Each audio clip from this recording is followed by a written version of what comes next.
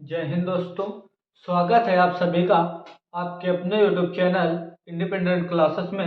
मैं गौरव यादव आज आप लोगों को फिजिक्स के 12th का मैट्रिक्स का अगला सेशन कंटिन्यू करूंगा। तो हम लोगों ने आव्यूह का जो निरूपण है, आव्यूह की कोटि है और आव्यूह क्या होता है और आव्यूह के अंदर जो शब्द या संख्याएं लिखी होती हैं उनको अवयव कहते हैं, इनके बारे में हम लोगों ने डिस्कस किया था। अब हम लोग क्या जानेंगे कि ये जो आव्यूह होते हैं ये कितने प्रकार के होते हैं और हमें इसका किस प्रकार उपयोग करना होता है। तो हम लोग क्या करेंगे कि सबसे पहले आव्यूह के जो टाइप्स होते हैं उनके बारे में जानेंगे। आव्यूह के प्रकार कि आव्यूह कितने टाइप के होते हैं। तो इसके अकॉर्डिंग सबसे पहले हम लोग आव्यूह की चर्चा की थी कि आव्यूह को क्या किस प्रकार होते हैं कि mn संख्याओं को m पंक्तियों में तथा n स्तंभों में व्यक्त करने से जो हमें वर्गाकार या आयताकार सारणी प्राप्त होती है उसे हम आव्यूह कहते हैं। तो आव्यूह अब हम क्या जानेंगे कि आव्यूह के प्रकार, कि आव्यूह कितने प्रकार के होते हैं। तो आव्यूह हमारे निम्न प्रकार के होते हैं। उनमें से जो आपका फर्स्ट टाइप का आव्यूह है वो आपका पंक्ति आव्यूह है। कौन सा है? पंक्ति आव्यूह। पंक्ति आव्यूह।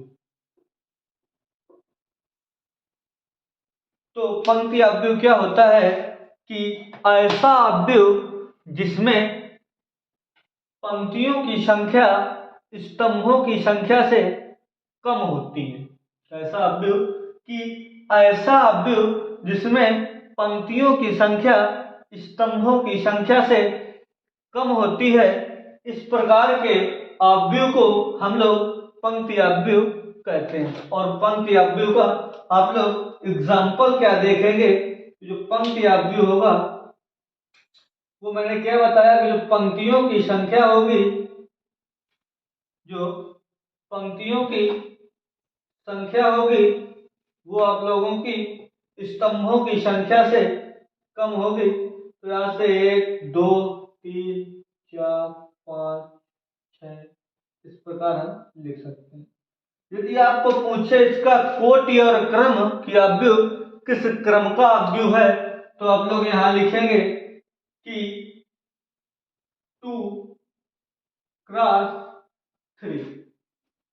आप लोग क्या लिखेंगे कि यह 2 क्रॉस 3 का आव्यूह है और यह एक प्रकार का आपका पंक्ति आव्यूह भी कहलाएगा। क्यों? क्योंकि ऐसा आव्यूह जिसमें पंक्तियों की संख्या स्तंभों की संख्या से कम हो। तो आप लोग देख रहे होंगे कि इस पर कितनी पंक्तियां हैं? 1 और 2। और स्तंभ कितने हैं? 1 2 3। तो मैंने डेफिनेशन क्या बताई कि ऐसा आव्यूह, आप लोग अपने नोट्स में लिखिए कि ऐसा आव्यूह जिसमें पंक्तियों की संख्या स्तंभों की संख्या से कम होती है उसे हम पंक्ति आव्यूह कहते हैं। और इसका वहां पर आप लोग एग्जाम्पल नोट करें। उसके बाद अगला क्या करेंगे कि हम लोग देखेंगे स्तंभ आव्यूह। स्तंभ आव्यूह। स्तंभ आव्यूह क्या होता है कि ऐसा आव्यूह, सेम इसका उल्टा होता है कि ऐसा आव्यूह जिसमें पंक्तियों की संख्या स्तंभों की संख्या से ज्यादा होती है या अधिक होती है। तो हम लोग इसका जो देखेंगे वो क्या होगा कि A B C D E और एफ। मैंने क्या बताया डेफिनेशन कि ऐसा आव्यूह जिसमें पंक्तियों की संख्या स्तंभों की संख्या से अधिक होती है। तो आप लोग जब यहाँ पर पंक्ति देखेंगे तो कितनी? 1 2 और स्तंभ इसमें कितने हैं, 1 और 2। और डेफिनेशन क्या बताया मैंने कि पंक्तियों की संख्या स्तंभों की संख्या से अधिक होती है। तो ये स्तंभों की संख्या 2 है और पंक्तियों की संख्या 3 है, तो इसका जो क्रम होगा वो आपका क्या होता है, m क्रॉस n का क्रम होता है। और जो m होती है वो पंक्तियों की संख्या, तो यहाँ पर पंक्तियां 3 और स्तंभ 2। तो जो आपका स्तंभ अवयव होगा क्या होगा कि ऐसा अवयव जिसमें पंक्तियों की संख्या स्तंभों की संख्या से अधिक होती है उसे हम स्तंभ अवयव कहते हैं। उसके बाद आप लोगों का जो नेक्स्ट आएगा वो आएगा वर्ग अवयव। तो वर्ग अवयव क्या होता है आप लोगों का, कौन सा, वर्ग अवयव या स्क्वायर मैट्रिक्स। अवयव को मैट्रिक्स भी कहते हैं, इसे रो अवयव, इसे कॉलम रो मैट्रिक्स, और इसे हम कॉलम मैट्रिक्स, और इसे हम स्क्वायर मैट्रिक्स बोल सकते हैं। तो वर्ग अवयव क्या होता है कि ऐसा अवयव जिसमें पंक्तियों की संख्या स्तंभों की संख्या के समान होती है उसे हम वर्ग अवयव कहते हैं। तो यहां से जो वर्ग अवयव का आपका एग्जांपल निकल के आएगा वो आएगा, आप लिख सकते हैं A B C D E F G H I। तो यह एक प्रकार का आपका स्तंभ अवयव है। मैंने बताया था इसमें कितनी पंक्तियां हैं, 1 2 3, और स्तंभ 1 2 और 3 स्तंभ और 3 पंक्तियां हैं, तो इसका जो क्रम होगा 3 क्रॉस 3 का क्रम होगा। और यह मैंने बताया था कि जो वर्ग अवयव होता है उसमें पंक्तियों की संख्या स्तंभों की संख्या के समान होती है। तो जितनी आपकी पंक्तियां हैं उतने स्तंभ है, तो इस प्रकार के अवयव को हम लोग वर्ग अवयव के नाम से जानते हैं। उसके बाद आपका नेक्स्ट आएगा कि जो अवयव है आप लोगों का वो आएगा क्षैतिज अवयव, सॉरी क्वेश्चंस मैंने आप लोगों को जो बताए थे पंक्ति और स्तंभ अवयव, ये आप लोगों का क्षैतिज अवयव है और ये आप लोगों का ऊर्ध्वाधर अवयव है।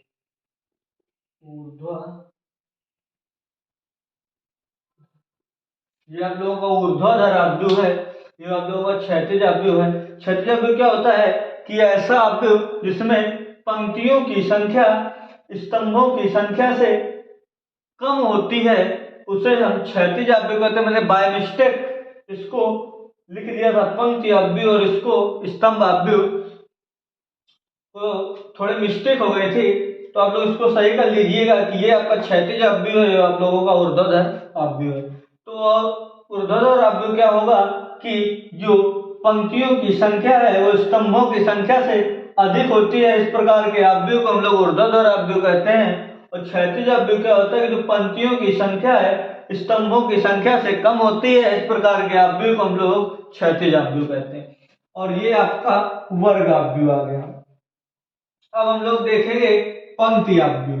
हम लोगों ने जो अभी लिखा था पंक्ति अवयव,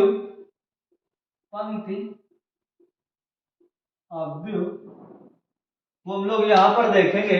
पंक्ति अवयव क्या होता है कि ऐसा अवयव जिसमें केवल एक ही पंक्ति हो, ऐसा अवयव जिसमें केवल एक ही पंक्ति हो, उस प्रकार के अवयव को हम लोग पंक्ति अवयव के नाम से जानते हैं।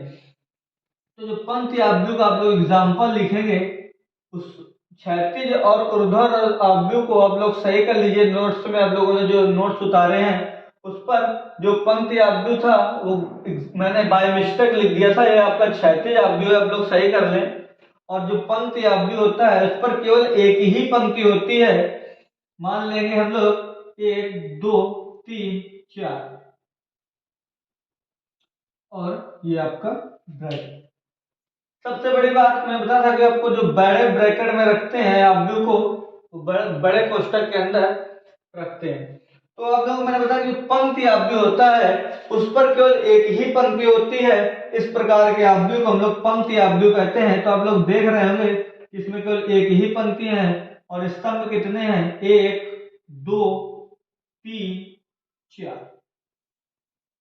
और जब इसका क्रम लिखेंगे तो इसका जो क्रम होगा, एक ही पंक्ति है तो 1 क्रॉस 4, लेकिन इसका जो नेचुरल क्रम होता है वो 1 क्रॉस n का होता है। अकॉर्डिंग टू क्वेश्चन की जो पंक्ति अवयव होती है इसमें फिक्स होता है, जो पंक्ति होती है आपकी वो एक ही होती है। स्तंभ कितने भी हो सकते हैं, तो स्तंभों की संख्या लोग यहाँ पर भर लेंगे। यहां तक आप लोगों को क्लियर हो गया होगा। अब हम लोग आगे चलते हैं कि आप लोगों का नेक्स्ट अवयव आएगा कौन सा, कि आप लोगों ने जो अभी देखा कि हम लोग यहां पर देखेंगे अगला स्तंभ अवयव।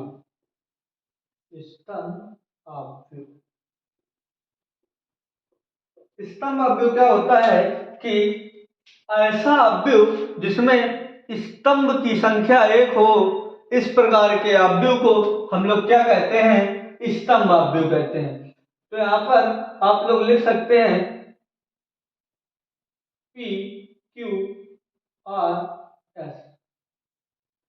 तो ये जो अवयव है स्तंभ अवयव, इस पर 1 2 3 4 पंक्तियां और एक ही स्तंभ है। तो मैंने बताया था कि ऐसा अवयव जिसमें केवल एक ही स्तंभ हो, इस प्रकार के अवयव को हम लोग स्तंभ अवयव के नाम से जानते हैं।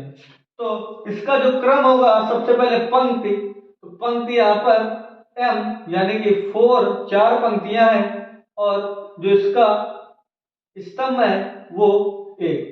और इसका जो नेचुरल क्रम होता है, वो नेचुरल क्रम इसका होता है कि m क्रॉस 1। m क्या होता है, पंक्तियों की संख्या। स्तंभ अवयव में जो स्तंभ की संख्या होती है वो फिक्स होती है कि इस पर एक ही होगी और पंक्तियां कितने भी हो सकती हैं। तो इसका जो नेचुरल क्रम होता है वो ये होता है। उसके बाद हम लोग अगला अवयव देखेंगे आपका नेक्स्ट, बहुत ही इंपॉर्टेंट कह सकते हैं हम इसको, रिक्त अवयव, रिक्त या शून्य अवयव। शून्य अवयव के नाम से ज्यादा जानते हैं इसको हम लोग, शून्य अवयव, रिक्त या शून्य अवयव। तो रिक्त या शून्य अवयव क्या होता है कि ऐसा अवयव जिसकी प्रत्येक अवयव, ऐसा अवयव जिसके प्रत्येक अवयव शून्य होते हैं, इस प्रकार के अवयव को हम लोग शून्य अवयव बोल सकते हैं। इस प्रकार हम इसे लिख सकते हैं। और सबसे बड़ी बात कि यह अवयव वर्गाकार अवयव होता है। इस पर हम लोग इस प्रकार कह सकते हैं कि ऐसा वर्ग अवयव जिसके प्रत्येक अवयव शून्य होते हैं, उसे हम क्या कहते हैं, शून्य अवयव कहते हैं। उसके बाद आप लोग इसका नेक्स्ट देखेंगे कि हमारा इकाई अवयव, इकाई अवयव या इसे हम तत्समक अवयव के नाम से भी जानते हैं। आप लोग इसको कहीं कहीं पर तत्समक, इसे हम लोग कहीं कहीं पर तत्समक अवयव के नाम से भी जानते हैं। तो हम लोग इसे लिख सकते हैं कि ऐसा अवयव या ऐसा वर्ग अवयव, क्या बोल सकते हैं हम इसको, ऐसा वर्ग अवयव जिसके मुख्य विकर्ण एक, ऐसा अवयव जिसके मुख्य विकर्ण 1 और शेष अवयव शून्य होते हैं, इस प्रकार के आव्यूह को हम लोग इकाई या तत्समक आव्यूह के नाम से जानते हैं। इसकी डिफिनेशन आप लोग फिर से आपके नोट्स में, ये बहुत ही सबसे इम्पोर्टेंट आव्यूह है, ये जो परीक्षा के दृष्टिकोण से बहुत ही इम्पोर्टेंट आव्यूह है, जो इकाई और तत्समक आव्यूह है। आप लोग इस पे 3 स्टार बना लीजिए और इसका जो डिफिनेशन है वो मैं आप लोगों को फिर से बोल रहा हूँ, उसको आप नोटबुक में उतारिए कि ऐसा वर्ग आव्यूह जिसके मुख्य विकर्ण जो होते हैं वो एक होता है और शेष अवयव शून्य होते हैं, इस प्रकार के आव्यूह को हम लोग तत्समक या इकाई आव्यूह के नाम से जानते हैं। इसका जो एग्जाम्पल आएगा वो आएगा 1 0 0 0 1 0 0 0 1। ये इस प्रकार के आव्यूह को हम लोग इकाई या तत्समक आव्यूह बोल सकते हैं। और मैंने आप लोगों को बीच में एक शब्द बोला था कि ऐसा वर्ग आव्यूह जिसके मुख्य विकर्ण क्या हो सकते हैं, एक। तो ये जो आप लोगों के ये इस प्रकार का जो आप लोग विकर्ण बन रहा है, इसके प्रत्येक अवयव 1 होने चाहिए, इस प्रकार के आव्यूह को हम लोग इकाई आव्यूह बोलते हैं। और इसे हम लोग आई से प्रदर्शित करते हैं, इस वजह से हम लोग इसे आई के बराबर, ये आप लोग कहीं पर भी इसे जब लिखेंगे तो इसको हम आई के बराबर ही लिखेंगे। और इनको हम लोग ए बी सी डी किसी के भी बराबर लिख सकते हैं, लेकिन जो इकाई आव्यूह होता है इसको हम आई से ही प्रदर्शित करते हैं, फिक्स होता है और इसके मुख्य विकर्ण 1 और शेष सभी संख्याएं या अवयव शून्य होते हैं। उसके बाद हम लोग नेक्स्ट देखेंगे, उसके बाद हम लोग नेक्स्ट आव्यूह देखेंगे अदिश आव्यूह। कौन सा आव्यूह? इसके बाद हम लोग देखेंगे अदिश आव्यूह। अदिश आव्यूह देखने से पहले मैं आप लोगों को विकर्ण आव्यूह के बारे में बताना चाहूंगा, क्योंकि जो विकर्ण आव्यूह है वो कुछ अदिश आव्यूह से मिलता जुलता है। और आप लोगों को इकाई आव्यूह के बाद विकर्ण आव्यूह बताने से आप लोगों को कॉन्सेप्ट जो होंगे वो आपके स्ट्रांग होंगे। तो यहां से हम लोग पहले देखेंगे विकर्ण आव्यूह।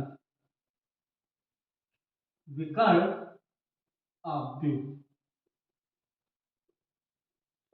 तो विकर्ण आव्यूह क्या होता है, जो डायगोनल मैट्रिक्स होती है वो क्या होती है कि ऐसा वर्ग आव्यूह, ये भी एक वर्ग आव्यूह की तरह होता है कि ऐसा वर्ग आव्यूह जिसके मुख्य विकर्ण क्या होते हैं, एक प्रकार के समान क्रम में व्यवस्थित होते हैं, या हम लोग इसको इस प्रकार कह सकते हैं कि ऐसा आव्यूह कि जिसके मुख्य विकर्ण के अलावा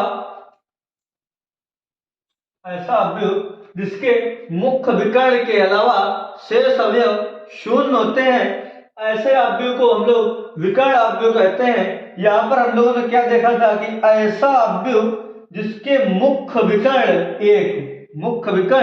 एक और शेष आव्यूह 0 होते हैं। और यहाँ पर क्या है कि ऐसा आव्यूह जिसके मुख्य विकर्ण को छोड़कर शेष आव्यूह 0 होते हैं, यानी कि मुख्य विकर्ण कुछ भी हो सकते हैं, लेकिन यहाँ पर मुख्य विकर्ण फिक्स है कि एक ही होंगे।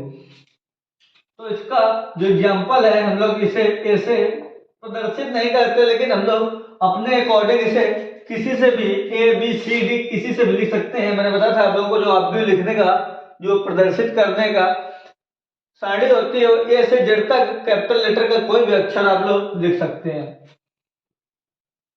तो यहां से हम लोग लिखेंगे 2 0 0 0 5 0 0 0 3।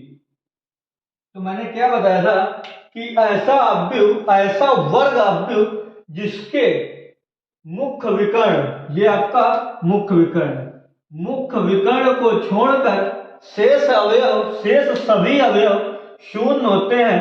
इस प्रकार के अवयव को हम लोग विकर्ण अवयव के नाम से जानते हैं। विकर्ण अवयव को हम लोग डायगोनल मैट्रिक्स के नाम से भी जानते हैं और इसे हम लोग इस प्रकार भी प्रदर्शित करते हैं कि मान लें कि ये A 0 0 0 B 0 0 0 C ये दिया है, तो यदि हम इसको डायगोनल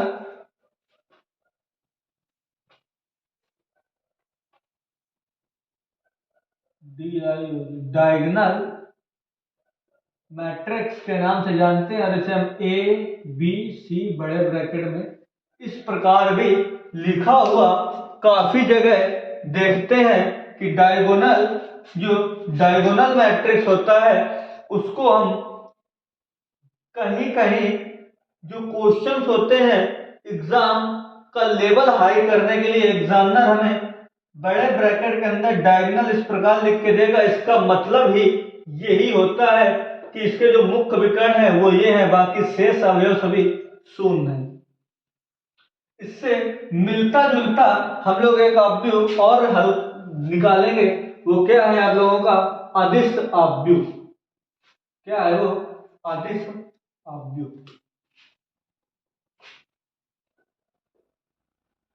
अदिश अवयव अदिश अवयव क्या होता है आप लोगों का कि ऐसा वर्ग अवयव जिसके मुख्य विकर्ण जो होते हैं वो समान होते हैं। क्या होते हैं? समान होते हैं। तो हम क्या लिख सकते हैं कि ऐसा अवयव जिसके मुख्य विकर्ण समान होते हैं और शेष सभी अवयव शून्य होते हैं, इस प्रकार के अवयव को हम लोग क्या कहते हैं? अदिश अवयव। तो यहाँ पर जो अदिश अवयव का एग्जाम्पल होगा तो क्या होगा कि मान लेते हैं इसका जो विकर्ण है अवयव है -3 0 0 -3 0 0 0 -3। अब मैंने डेफिनेशन में क्या बोला था, ये कुछ इंपॉर्टेंट अवयव है, इनको हम किस प्रकार समझेंगे कि ऐसा अवयव जिसके मुख्य विकर्ण को छोड़कर मुख्य विकर्ण यानी कि मुख्य विकर्ण जो होंगे वो समान होंगे। किस प्रकार होंगे? समान होंगे। देख रहे होंगे आप लोग जो मुख्य विकर्ण है इनके तीनों मान आपस में बराबर है। तो ऐसा वर्ग अवयव जिसके सभी मान समान होते हैं या विकर्ण के सभी जो विकर्ण मुख्य विकर्ण है वो उसके मान सभी समान होते हैं और शेष सभी अवयव शून्य होते हैं, इस प्रकार के अवयव को हम लोग क्या कहते हैं? अदिश अवयव। तो यहां पर हम लिखेंगे डायगोनल